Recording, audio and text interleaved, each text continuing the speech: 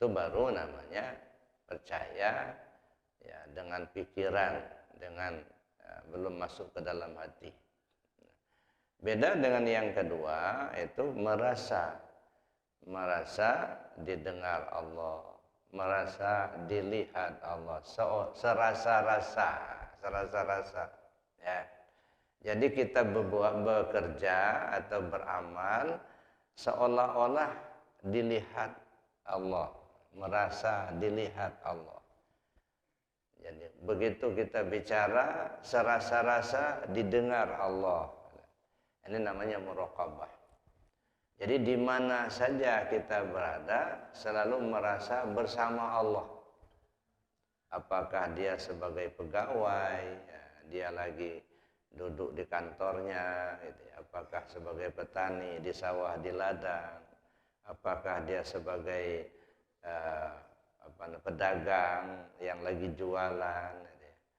Nah, orang yang merasakan betul seolah-olah dilihat Allah, seolah-olah diperhatikan Allah, tentu dia tidak ingin melakukan sesuatu tindakan-tindakan yang menyimpang, karena dia merasa dilihat, merasa didengar, merasa diperhatikan. Ini yang disebut dengan muraqabah. Nah, kalau ini yang sudah kita pakai sebagai seorang pegawai, lalu kita merasa dilihat, merasa didengar, merasa bersama Allah, saya kira itulah pengawasan melekat yang sejati. Tidak perlu ada aturan-aturan ini dan itu, tapi itu yang ditanamkan kepada pegawai, yang ditanamkan kepada masing-masing kita. Nah, kalau sudah merasa dilihat, merasa didengar, tidak ada kesempatan lagi kita untuk berbuat yang tidak baik. Kenapa? Karena tidak sedikit pun yang terhambat dari pandangan Allah. Tidak sedikit pun yang terhambat dari pendengaran Allah. Jadi makanya kata Syekh Muhammad Jamil ya, bahwa muraqabah itu anta'budallah ka'annaka tarahu. Kamu sembah Allah seolah kau melihatnya. Ini tingkatan pertama, tingkatan atas itu ya. Kalau bisa begitu, kamu sembah Allah seolah melihat. Fa in lam takun tarahu fa innahu yaraka. Kalau kamu belum bisa seolah melihat, paling tidak kau yakini merasa dilihat. Nah, ini yang muraqabah tadi. Seolah dilihat, seolah didengar, seolah bersama. Muraqabah. Ya, makanya ini dua pola. Pola kita melaksanakan ibadah itu dua. Yang pertama, pola arif billah, seolah melihat, itu pola arif billah. Anta'budallah ka'annaka tarahu. Kamu sembah Allah seolah kau lihat dia. Ini kalau belum ma'rifat nggak mungkin bisa kita seolah melihat Allah. Kenapa? Karena Allah itu laisa kamitsli syai'un. Tidak dapat diumpamakan dengan sesuatu. Dia bukan jirim dan bukan jisim. Ya dah. Tapi Allah itu zat yang wajibal wujud, ya, hakiki mutlak. Dia tidak menempati jihad 8. Dia tidak di atas, tidak di bawah, tidak di kanan, tidak di kiri, tidak di muka, tidak di belakang, tidak di luar, tidak di dalam. Di mana? Muhitul lil alamin. Dia meliputi alam. Kenapa dikatakan dia tidak di atas, tidak di bawah? Sebab antara atas bawah itu dua posisi yang berbeda, Pak. Nah, ketika kita katakan dia di atas, berarti menempati satu posisi. Kalau sudah menempati satu posisi, berarti dia tidak lagi dalam posisi bawah. Sedangkan Allah itu ada di atas, ada di bawah. Makanya tidak bisa dikatakan, oh dia di atas. Karena di bawah juga ada dia, gitu. Nah, begitu juga kita katakan Allah itu ada di depan kita, nggak bisa juga. Kenapa? Kalau di depan itu di satu posisi. Nah, berarti dia tidak ada di belakang. Sedangkan dia ada di depan, ada di belakang. Nah, begitulah seterusnya. Maka diyakini bahwa Allah itu muhitul lil alamin, meliputi alam. Kita ambil contoh misalnya, ini busa. Ya. Begitu busa ini kita celupkan ke dalam air. Ya. Kita celupkan dalam air. Nah sekarang kita tanyakan, kita angkatlah busa ini. Air itu di mananya busa? Kalau dikatakan di dalam busa, nyatanya di luar busa masih ada air. Ya. Kalau dikatakan di luar busa, di dalam busa ada air. Maka tidak bisa dikatakan air itu di dalam busa. Kenapa? Karena di luar busa ada air, di dalam busa juga ada air. Oh, kita katakan air itu ada di sebelah depannya busa, padahal di belakangnya ada. Nah, itu yang disebut dengan tidak di atas, tidak di bawah, tidak di kiri, tidak di kanan, tidak di muka, tidak di belakang, tidak di luar, tidak di dalam. Karena dia menempati secara keseluruhan. Ya. Jadi jangan kita berpikir atau berkeyakinan Allah itu ada di aras, di atas, di langit yang ketujuh. Ada bertempat itu. Kalau sudah menempatkan sesuatu, Allah itu berada di kursi atau di aras, di langit yang ketujuh. Nah, kalau sudah langit ketujuh berarti sudah bertempat pada satu posisi. Nah, kalau menempatkan Allah pada satu posisi, maka berarti kita menyamakan Allah itu dengan makhluk. Ya, kalau kita samakan Allah itu dengan makhluk, maka kita jadi syirik jadinya. Tidak boleh, Pak. Ya, Allah itu laisa kamitslihi syai'un. Ya, sebab itu nanti akan banyak bertentangan dengan ayat. Ya, wa huwa ma'akum aynama kuntum. Allah bersama kamu dimanapun kau berada. Mana buktinya Allah bersama kita? Coba kita cek dulu, Pak. Bapak Ibu datang ke sini itu dengan jasad bersama ruh apa jasadnya saja? Jasad bersama ruh kan? Kan nggak mungkin jasadnya datang, ruhnya tinggal di rumah. Berguling-guling jasadnya, ruhnya di mana? Tinggal di rumah. Ya enggak mungkin. Sebab jasad tidak bisa bergerak tanpa ruh. Berarti ketika jasad kita datang, terpahamkanlah oleh kita bahwa jasad ini datang bersama ruh. Nah, mungkin jasad itu datang tanpa ruh. Karena kalau dia sudah tanpa ruh, mati namanya. Nah, orang mati tidak bisa berbuat apa-apa. Mata sudah tak melihat lagi, telinga sudah tak mendengar lagi, kaki sudah tak bisa jalan lagi. Gitu ya. Nah, berarti ketika kita datang ke satu tempat, berarti bersama ruh kita. Jadi yang menghidupkan jasad itu adalah ruh. Jadi ruh kita menghidupkan jasad. Maka disebutlah jasad kita ini tidak ubahnya seperti pakaian. Bukan yang sebenarnya, dia hanya bayangan saja. Pakaian kita waktu di dunia. Nah, jadi yang hidup itu sebenarnya siapa? Yang hidup sebenarnya ruh kita itu. Kalau jasad ini nggak hidup, makanya hakikat jasad ini mati. Maka tidak ubahnya ini seperti pakaian tadi. Tetapi ruh tadi kan makhluk, Pak. Ruh itu kan ciptaan Allah. Fanafakhtu fihi min ruhi, kata Allah. Aku tiupkan ruhku. Berarti kan dia ciptaan Allah. Nah, karena dia ciptaan Allah, maka dia tergolong muhdas. Ya, baharu. Gitu ya. Tetapi walaupun dia muhdas, walaupun dia baharu, Allah tidak menghendaki untuk melenyapkan. Maka ruh itu disebut dengan muhdas qadim. Muhdas qadim itu artinya makhluk yang dikekalkan oleh Allah. Jadi yang namanya ruh kita itu tidak pernah mati, Pak. Jadi orang-orang yang sudah meninggal terlebih dahulu itu sebenarnya yang mati itu jasadnya saja, ruhnya enggak. Ruhnya tidak kenal mati. Apa itu mati dia enggak tahu gitu. Nah, yang mati itu jasad gitu ya. Tapi kan ruh ini kan makhluk. Yang menghidupkan ruh itu adalah rahasia. Rahasia yang ada di diri kita itu.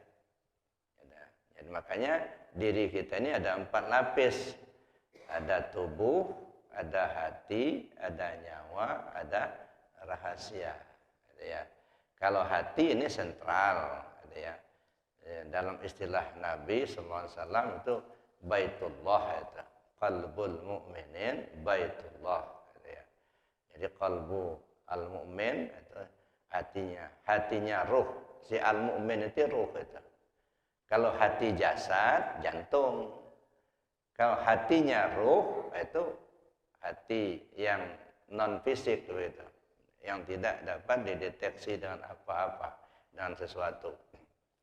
Qalbul mu'minin baitullah, itu baitullah. Nah, tinggallah jasmani, ruhani, dan rahasia. Nah, jasmani dihidupkan oleh ruhani, ruhani kita dihidupkan oleh rahasia. Jadi yang hidup sebenarnya rahasia itu. Rahasia itu apa? Bukan sesuatu yang nggak boleh diucapkan. Ya, rahasia itu adalah zat yang menghidupkan nyawa. Siapa itu? Ya, Allah sendiri sudah menjelaskan al-insan sirri wa ana sirruhu. Manusia itu adalah rahasiaku. Aku itu ya rahasianya manusia itu. Nah, makanya Allah itu selalu bersama kita gitu.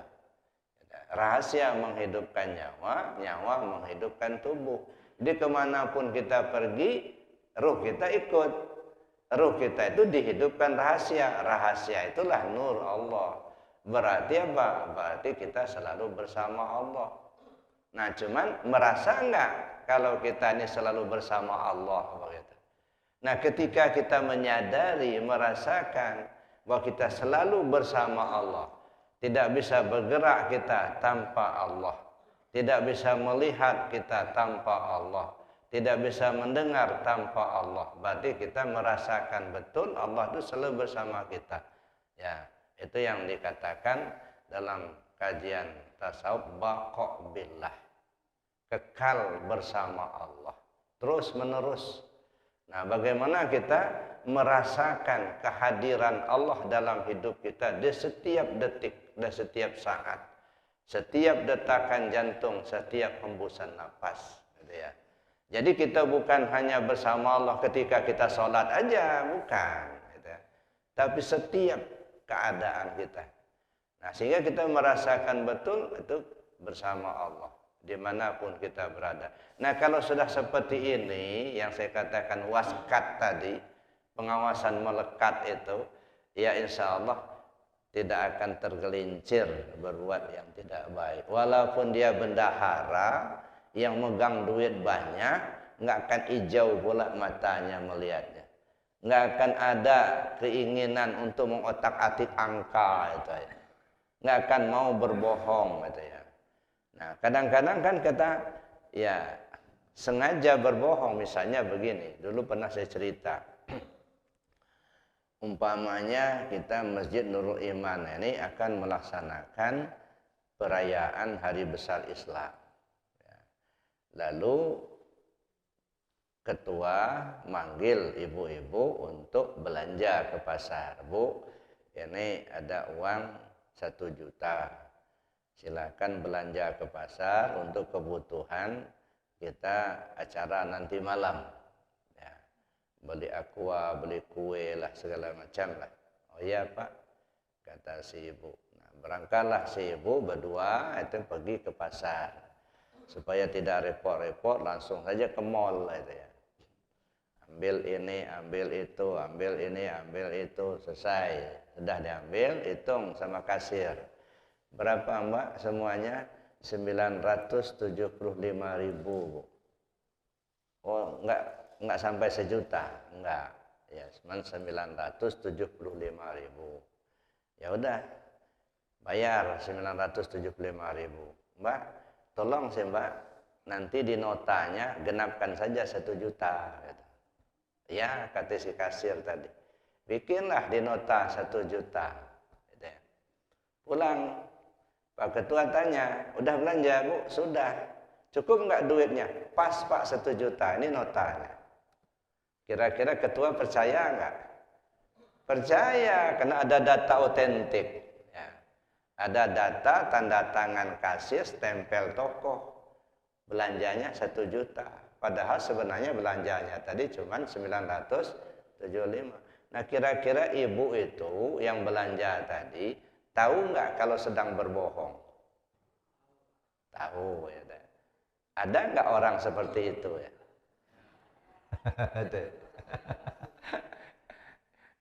Yang dibelanjakan 100 juta gitu. Yang dibelanjakan 75 juta misalnya. SPJ-nya 100 juta. Tapi saya kan bukan di struktural, jadi saya nggak paham apa ada apa enggak di struktural yang begitu. Ya. Nah, kira-kira yang berbohong itu tahu nggak kalau Allah itu melihat dia? Tahu. Tahu nggak kalau apa yang perbuatannya diketahui oleh Allah? Tahu kan? Nah, kenapa dilakukan? Nah, kalau dia tahu Allah melihat apa yang dia perbuat, Allah mendengar apa yang dia omongin, pasti dia tidak akan mau melakukan itu. Nah, tapi kenapa bisa terjadi seperti itu? Dan ini yang merusak negara kita ini kan seperti itu, Pak. Ada. Merasa seolah tidak ada yang melihat, gitu ya. Merasa sendirian, otak-atik di dalam ruangan kantornya sendiri, gitu ya. Seolah-olah dia sendiri. Nah ini gunanya muraqabah. Ya, muraqabah selalu merasa bersama Allah, merasa dilihat Allah. Nah saya kira kalau semua kita sudah bisa menerapkan seperti itu, insya Allah Pak, ya polisi-polisi itu aman, itu tenang, itu kerjanya itu ya. Ya, insya Allah KPK tidak menemukan lagi OTT itu enggak. Nah, tapi kenapa? Karena muraqabahnya enggak jalan. Nah, jadi makanya saya bilang tadi, bagaimanapun aturan dibuat, kalau yang sifatnya aturan, mewaskat katanya, tapi bersifat aturan, ada celah-celah untuk melanggar, pasti itu. Namanya aturan manusia itu. Tapi kalau sudah muraqabah, itu nggak ada kesempatan lagi untuk nyimpang. Makanya bagusnya kita ini ya menerapkan itu gitu ya. Untuk waskat, pengawasan melekat itu gimana merasakan kehadiran Allah dalam hidup kita. Nah, dimanapun kita berada. Jadi Bapak Ibu yang saya hormati, kalau kita memperhatikan apa yang dikatakan oleh Syekh Muhammad Jamil tadi, ya namanya muraqabah, ya kamu sembah Allah seolah kau melihatnya. Ini polanya orang arif billah. Kalau orang arif billah seolah melihat karena sudah tahu. Kalau kita belum tahu kan gimana seolah melihat. Bapak Ibu kita di sini, kita di masjid, pejamin mata seolah melihat rumah kita bisa. Karena memang sudah tahu. Ya, seorang bapak misalnya pejamin matanya seolah melihat istrinya ada di rumah bisa. Karena dia sudah tahu istrinya. Nah, begitu juga seorang ibu pejamin mata seolah melihat suaminya lagi bekerja di luar bisa. Karena dia kenal sama suaminya. Tapi kalau kita nggak tahu, nggak kenal sama sekali, gimana kita seolah melihat? Makanya nggak bisa menyembah Allah seolah melihat Allah kalau kita belum mengenal Allah. Maka ini polanya arif billah.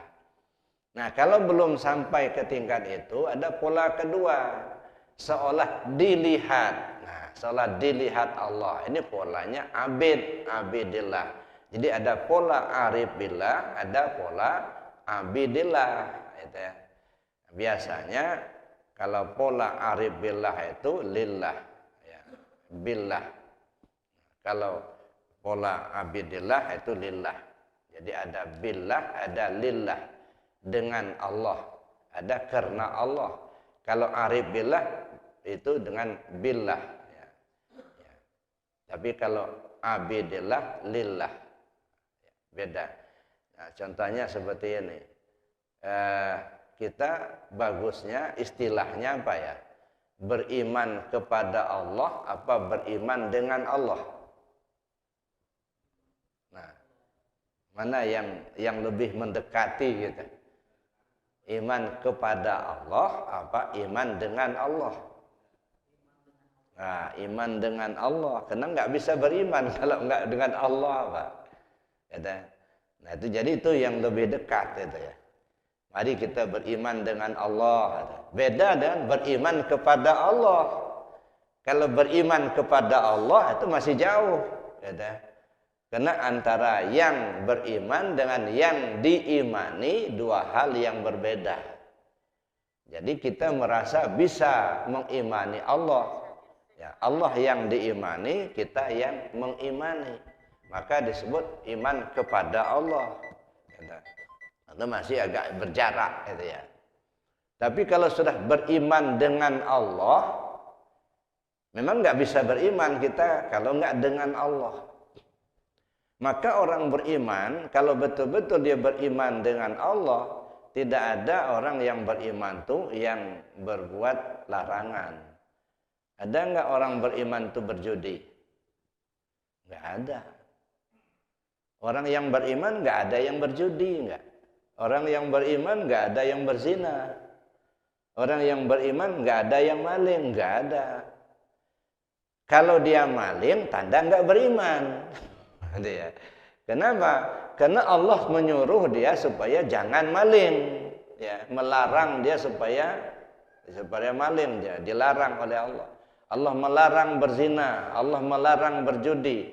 Nah, dia lakukan zina, dia lakukan judi. Nah, pada saat dia berzina, pada saat dia berjudi, pada saat dia maling, itu imannya sudah nggak ada. Nah, kalau dia mati kafir itu. Sebab kalau dia beriman, pasti dia nggak akan maling, karena maling itu dilarang Allah, gitu. Nah, tapi kalau dia maling, berarti nggak ada iman. Jadi yang benar itu ya lebih dekat iman dengan Allah. Mari kita beriman dengan Allah. Ya, kalau kita beriman dengan Allah, ya nggak bisa kita beriman kalau nggak dengan Allah. Nggak bisa melihat kalau nggak dengan Allah. Nggak bisa mendengar kalau nggak dengan Allah.